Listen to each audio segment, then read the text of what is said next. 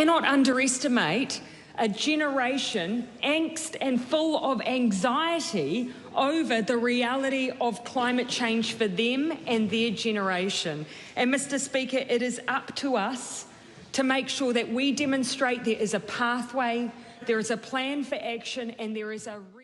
Sven Harmeling works with CARE International as Global Policy Lead on climate change, and he joins us now from Bonn in Germany. Thanks so much for being with us, Sven. Let's start with New Zealand. I mean, this is just actually the government and the public sector that is pledging to go carbon neutral in 5 years' time.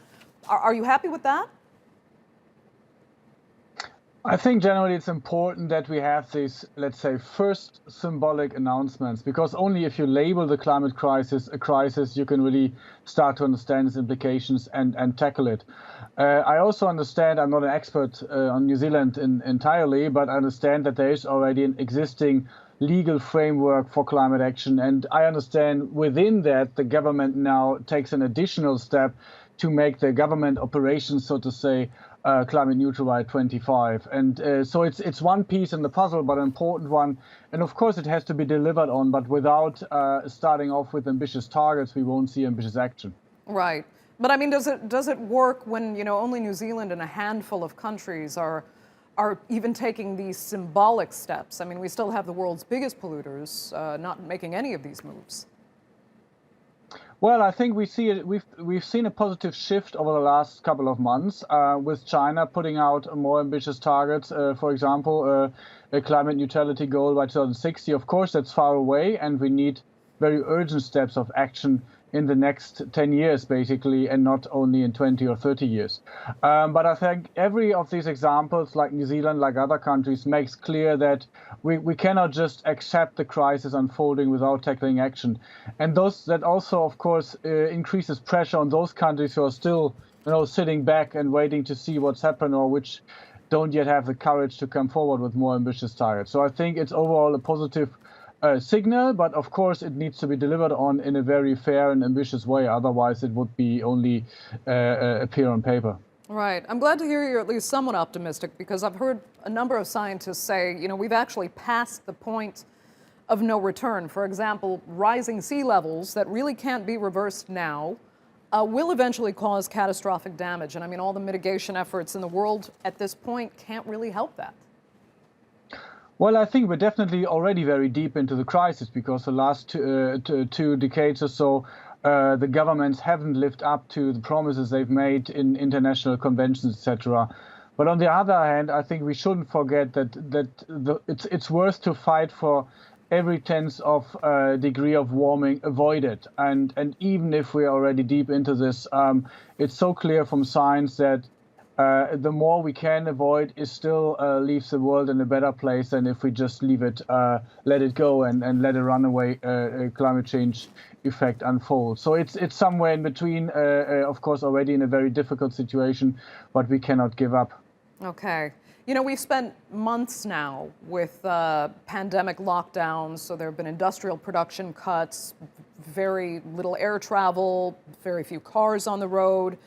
And I feel like the best improvement we've seen, was clear skies suddenly in New Delhi, at least for a short period. I mean, what would it take to see truly meaningful change and feel the impact globally?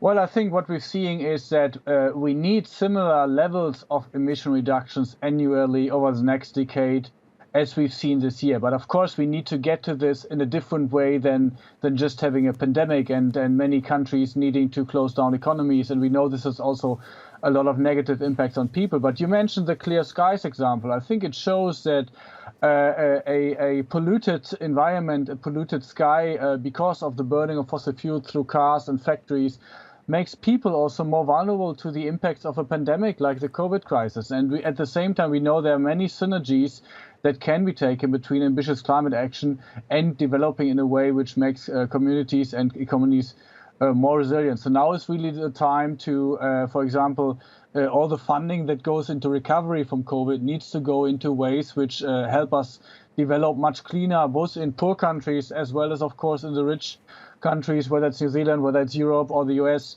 where basically still a large share of the emissions is being produced. But I think we need to look forward in a way that we now tackle this very decisively.